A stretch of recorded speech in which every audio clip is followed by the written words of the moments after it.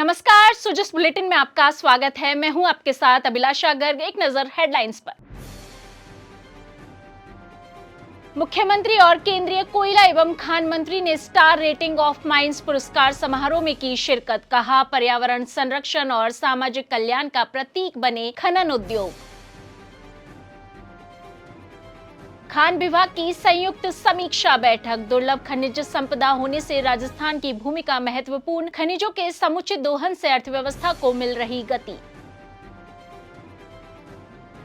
मुख्यमंत्री ने कोटा के सांगोद में पंडित दीनदयाल उपाध्याय अंत्योदय पखवाड़े के तहत शिविर का किया अवलोकन। कहा, शिविरों में आमजन का विश्वास बदलते राजस्थान की तस्वीर।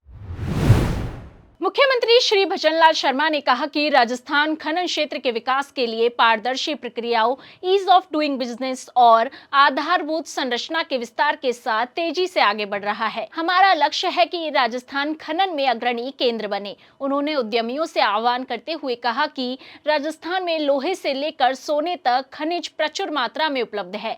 वे प्रदेश में निवेश करें। राज्य सरकारों ने हर संभव सहयोग देने के लिए कटिबद्ध है। श्री शर्मा और केंद्रीय कोयला एवं खान मंत्री श्री जी किशन रेड्डी आज राजस्थान इंटरनेशनल सेंटर में भारतीय खान ब्यूरो द्वारा आयोजित 7 और 5 स्टार रेटिंग वाली खदानों के सम्मान समारोह में शिरकत कर रहे थे। समारोह में मुख्यमंत्री श्री शर्मा और केंद्रीय कोयला एवं खान मंत्री श्री जी किशन रेड्डी ने 7 और 5 स्टार रेटिंग वाली खदानों के प्रतिनिधियों को सम्मानित किया। इस दौरान मुख्यमंत्री ने कहा कि स्टार रेटिंग प्रणाली खनन गतिविधियों की मूल्यांकन प्रक्रिया के साथ पर्यावरण संरक्षण और सामाजिक उत्तरदायित्व को बढ़ावा देती है। इस प्रणाली के तहत खनन पट्टों के प्रदर्शन को वैज्ञानिकता, सतत विकास, जल प्रबंधन, वृक्षारोपण और सामाजिक उत्तरदायित्व जैसे महत्वपूर्ण मापदंडों पर आंकना शुरू किया है। उन्होंने भारतीय खान ब्यूरो द्वारा पुरस्कृत खदानों के प्रतिनिधियों को बधाई देते हुए कहा कि राजस्थान में भी खदानों का इस तरह से मूल्यांकन कर रेटिंग देने का नवाचार किया जाएगा।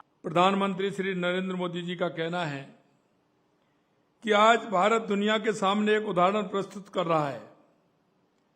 अर्थव्यवस्था, परिस्थिति की दोनों एक साथ चल सकते हैं, आगे बढ़ सकते हैं। भारत ने यह रास्ता चुना है। खान मंत्रालय भारत सरकार द्वारा शुरू की गई स्टार रेटिंग इसी भावना का विस्तार है। यह प्रणाली केवल खनन गतिविधियों की मूल्यांकन प्रक्रिया नहीं है, यह पर्यावरण संरक्षण और सामाजिक उत्तरदायित्व को बढ़ावा भी देता है। मुझे खुशी है कि इस प्रणाली के तहत खनन पट्टों के प्रदर्शन को वैज्ञानिकता, सतत विकास, जल प्रबंधन, वृक्षारोपण, सामाजिक उत्तरदायित्व जैसे महत्वपूर्ण मापदंडों पर आंकना शुरू किया है। वर्ष 2023-24 के लिए स्टार रेटिंग पुरस्कार विजेताओं को मैं हृदय से बधाई देता हूं। आपने यह सिद्ध कर दिखाया है कि उत्पादन और पर्यावरण संवेदनशील साथ साथ चल सकते हैं। मुख्यमंत्री ने कहा कि राजस्थान खनिजों का संग्रहालय है। आज प्रदेश में 57 प्रकार के धात्विक और अधात्विक खनिजों का दोहन किया जा रहा है।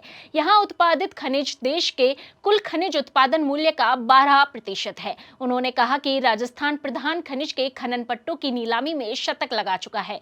देश भर में आवंटित प्रधान खनिज के 500 ब्लॉक्स में से राजस्थान ने 20% से अधिक यानी 100 से अधिक ब्लॉक्स आवंटित करने का कीर्तिमान बनाया है। राजस्थान न केवल अपनी सांस्कृतिक विरासत और प्राकृतिक सौंदर्य के लिए जाना जाता है, बल्कि खनिज संपदा के क्षेत्र में देश में अग्रणी है। और ये बात मैं इसलिए कहना चाहता हूं कि राजस्थान को खनिजों का संग्रहालय कहा जाता है। राज्य में लगभग 85 प्रकार के धात्विक और अधात्विक खनिज उपलब्ध हैं, जिनमें से लगभग 57 खनिजों का दोहन किया जा रहा है। हमारे राज्य में उत्पादित खनिज देश के कुल खनिज उत्पादक मूल्य का 12% हिस्सा है। खनन क्षेत्र प्रदेश की जीडीपी में भी अपनी महत्वपूर्ण भूमिका निभाता है। मुझे ये बताते हुए गर्व है कि राजस्थान में खनिज ब्लॉकों की नीलामी के क्षेत्र में भी अभूतपूर्व प्रदर्शन किया है। राजस्थान प्रधान खनिज के खनन पट्टों की नीलामी में शतक लगा चुका है। इसके अलावा अप्रधान खनिज के 960 एवं क्वारी के 137 प्लॉटों का सफलतापूर्वक नीलाम की जा चुकी है। मैं बताना चाहूंगा कि संपूर्ण भारत में जहां भारत खनिज के 500 ब्लॉक ही आवंटित हुए हैं, वहीं अकेले राजस्थान ने देश के 20% से अधिक यानी 100 से अधिक ब्लॉक आवंटित करने का कीर्तिमान भी बनाया है। मुख्यमंत्री श्री भजनलाल शर्मा ने कहा कि राज्य में प्रचुर मात्रा में खनिज संसाधन उपलब्ध है तथा खनन की अपार संभावनाएं हैं। इन संसाधनों के विवेकपूर्ण उपयोग से न केवल राज्य की अर्थव्यवस्था को बल मिलेगा बल्कि स्थानीय रोजगार और क्षेत्रीय विकास को भी गति मिलेगी। उन्होंने कहा कि हमारी सरकार प्रदेश में खनन से राजस्व अर्जन के साथ खनन और पर्यावरण के मध्य संतुलन पर भी विशेष जोर दे रही है। केंद्र और राज्य सरकार के बेहतरीन सामंजस्य से प्रदेश में खनन के क्षेत्र में अभूतपूर्व काम हो रहा है। श्री शर्मा और केंद्रीय कोयला एवं खान मंत्री श्री जी किशन रेड्डी आज मुख्यमंत्री निवास पर खान विभाग की संयुक्त समीक्षा बैठक कर रहे थे। इस दौरान मुख्यमंत्री ने कहा कि राज्य में असीम खनिज संपदा की संभावनाओं को ध्यान में रखते हुए नए खनिज ब्लॉक्स की पहचान की जाए, साथ ही नीलामी प्रक्रिया में तेजी लाई जाए। उन्होंने अधिकारियों को निर्देश दिए कि केंद्र सरकार से समन्वय करते हुए इस क्षेत्र में पर्यावरण क्लियरेंस में भी गति लाई जाए, जिससे समयबद्ध खनन सुनिश्चित हो सके। मुख्यमंत्री ने कहा कि राज्य की खनिज संपदा बहुमूल्य और दुर्लभ है। ऐसे में संपदा का व्यापक प्रचार प्रसार किया जाए, जिससे अधिक उद्योगपति प्रदेश में निवेश करें।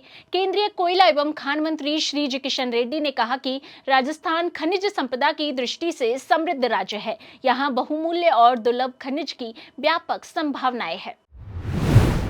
मुख्यमंत्री श्री भजनलाल शर्मा ने आज कोटा के सांगोद में पंडित दीनदयाल उपाध्याय अंत्योदय संबल पखवाड़े के अंतर्गत आयोजित शिविर का अवलोकन किया।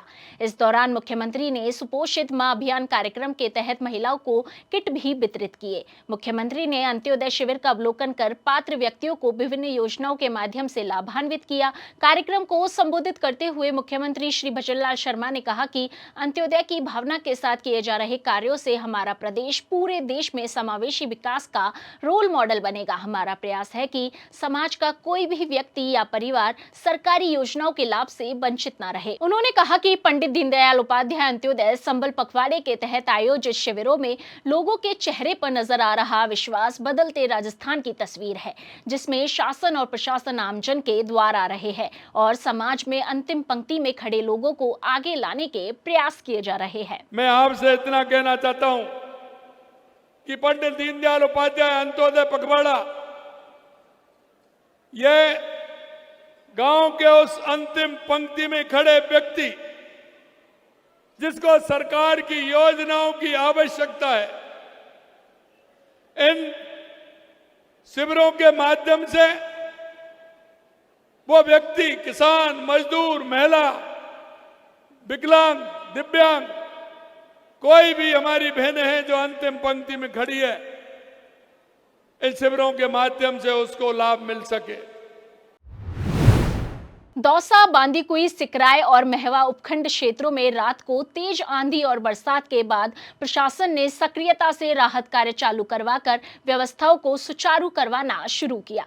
जिला कलेक्टर श्री देवेंद्र कुमार ने आज सुबह जिला अस्पताल पहुंचकर दीवार और टीन शेड गिरने से घायल हुए लोगों की स्थिति की जानकारी ली और चिकित्सकों को समुचित उपचार के निर्देश दिए। जिला कलेक्टर ने सिकराय क्षेत्र के प्रभावित गाँवों का दौरा कर अधिकारियों को त्वरित गति से राहत कार्य करवाने के निर्देश दिए। उनके निर्देश पर संबंधित उपखंड अधिकारी, पंचायत समिति विकास अधिकारी, तहसीलदार और अन्य फील्ड अधिकारी कार्मिकों ने क्षेत्र में जाकर स्थिति का जायजा लिया और व्यवस्थाओं को दुरुस्त करवाने का कार्य शुरू करवाया। ग्राम विकास अधिकारी और पटवारियों को तुरंत मौके पर जाकर नुकसान का जायजा लेकर राहत कार्य करवाने और मुआवजे के लिए रिपोर्ट तैयार करने के निर्देश दे दिए हैं। सुबह से ही प्रशासन के सभी अंग, चाहे पीडब्ल्यूडी हो, बिजली विभाग हो, पंचायती राज हो, राजस्व हो, सब फील्ड में मौका मुआयना कर रहे हैं।